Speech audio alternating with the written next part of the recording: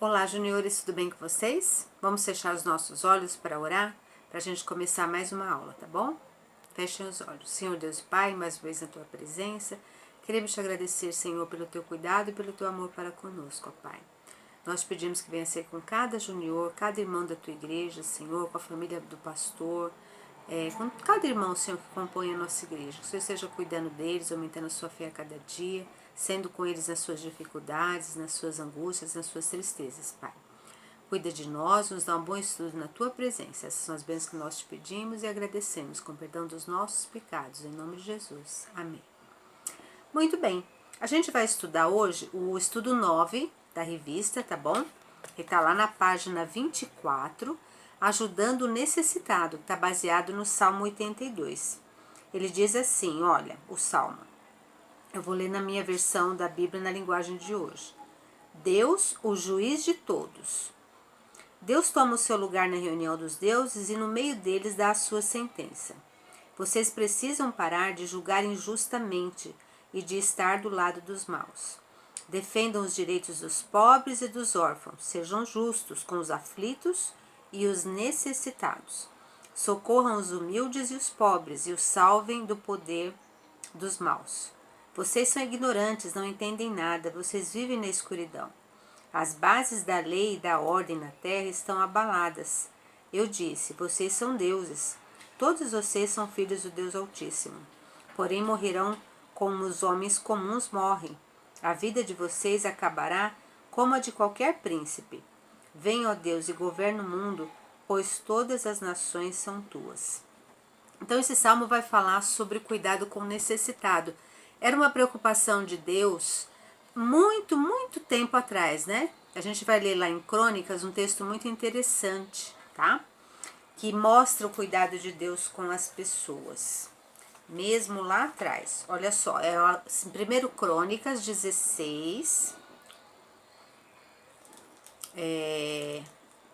4 a 7, tá?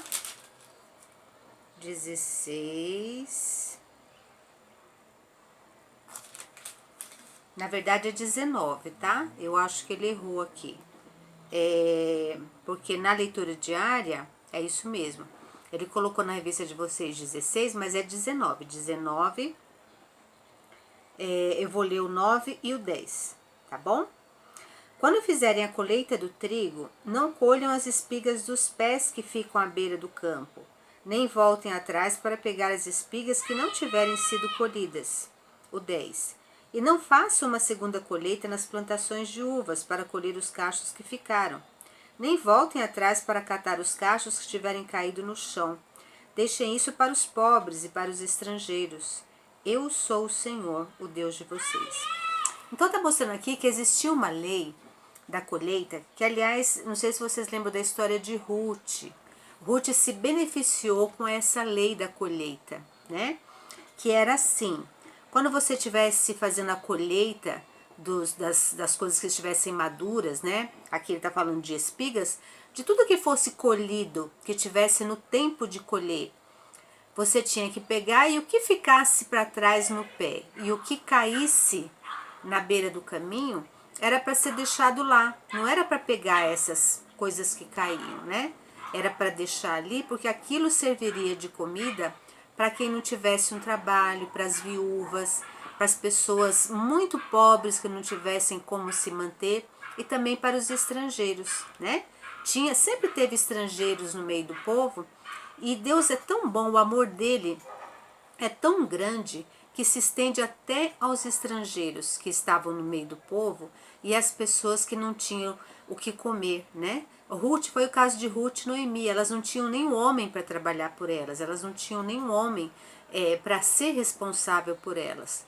Quando elas voltaram, né? Vocês devem conhecer a história, leiam lá no livro de Ruth para relembrar, mas é uma história muito conhecida. A sogra foi para uma terra distante, perdeu o esposo, os filhos, mandou as noras embora, a Ruth não foi, a Ruth preferiu ficar com ela, voltar com ela para a terra dela.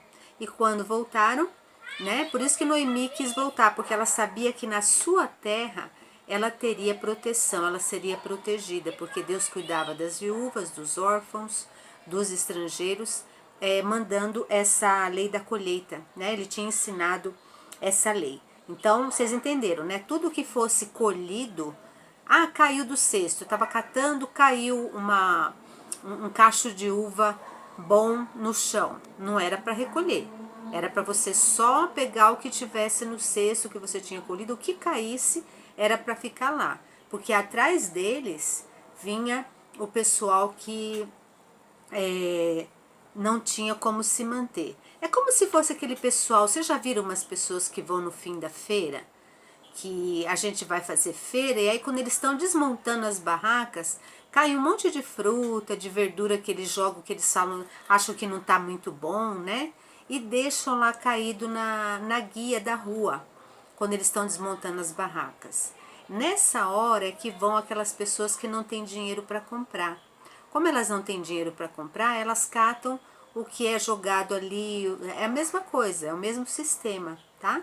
Então, os feirantes mais bondosos deixam algumas coisas ainda que eles acham que não vai dar para aproveitar no dia seguinte, mas ainda tá bom para comer, eles deixam até um pouquinho mais, né? Quando a pessoa é generosa, quando o feirante é generoso, ele dá para as pessoas, né? Ele deixa ali até um pouco mais do que aquilo que ele pretendia, porque ele vê que as pessoas precisam, que as pessoas têm necessidade.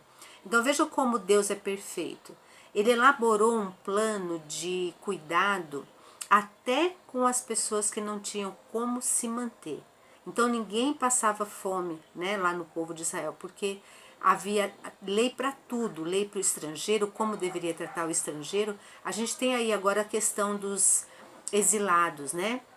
Das pessoas que vêm para o nosso país, os refugiados que vêm lá do Líbano porque está tendo guerra, porque o país não dá para viver lá, porque é muita bomba, é muita tragédia, não tem trabalho, não tem nada. Então eles vêm para outros países e esses países precisam recebê-los, né?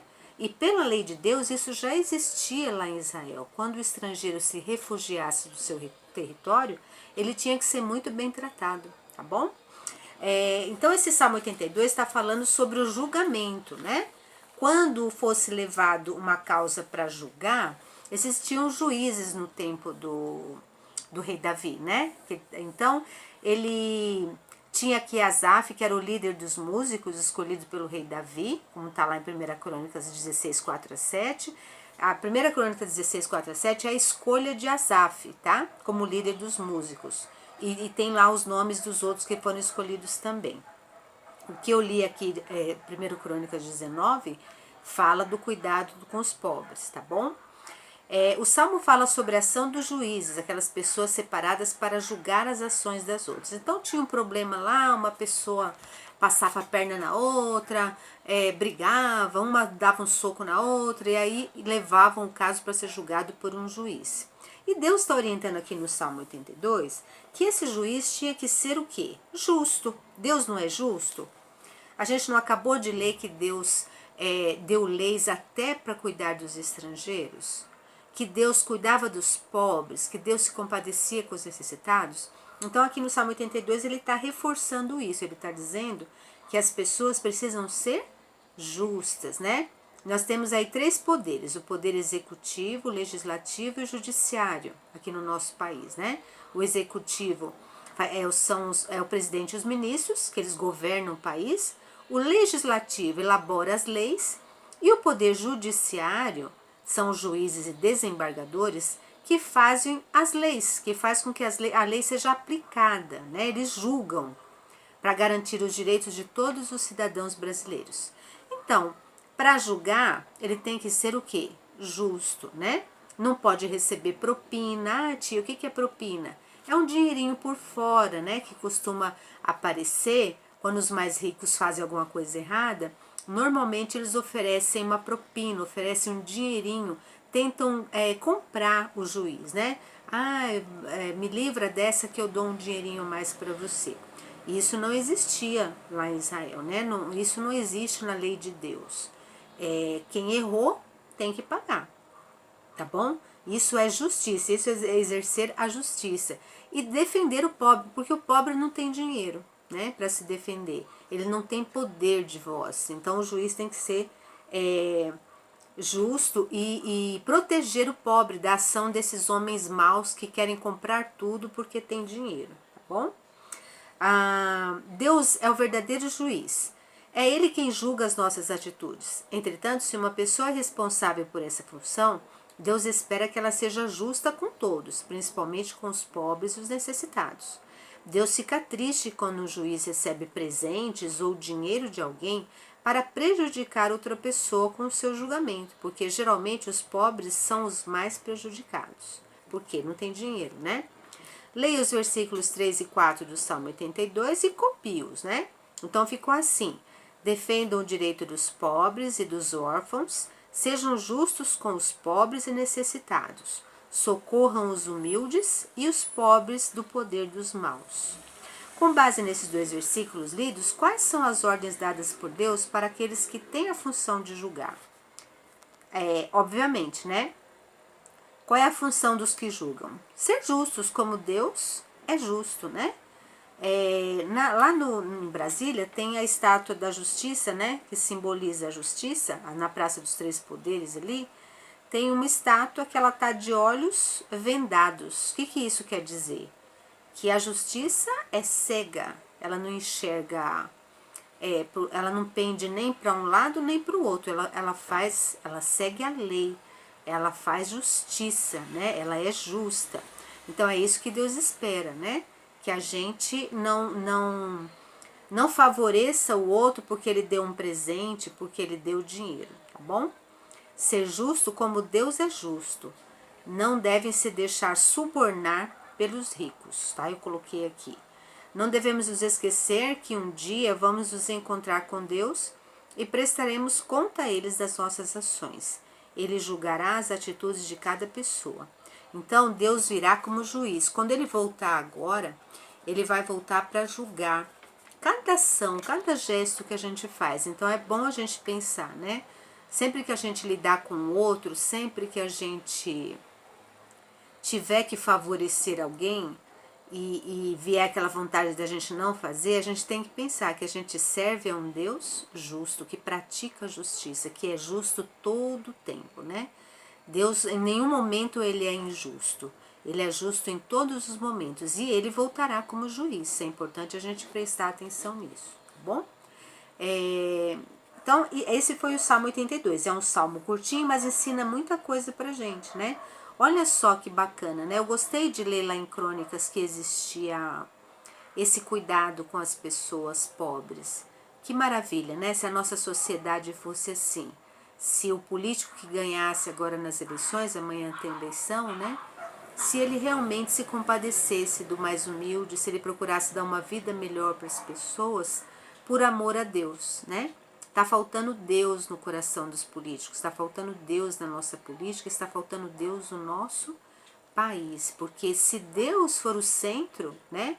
Tudo ao redor vai favorecer. Se a lei de Deus for aplicada, como a lei de Deus é justa, a nossa sociedade andaria com justiça em todos os sentidos, né?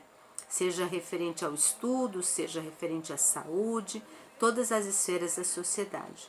Vamos orar nesse sentido, tá bom? Vocês ainda não votam, mas a mamãe e o papai votam, seus avós talvez, né, se tiverem idade, vão votar também, e futuramente vocês também vão votar, então já é para ir prestando atenção, né, nas conversas da mamãe, do papai, com relação a esse ou aquele candidato, para que vocês vão formando aí a mentalidade de um cidadão, né?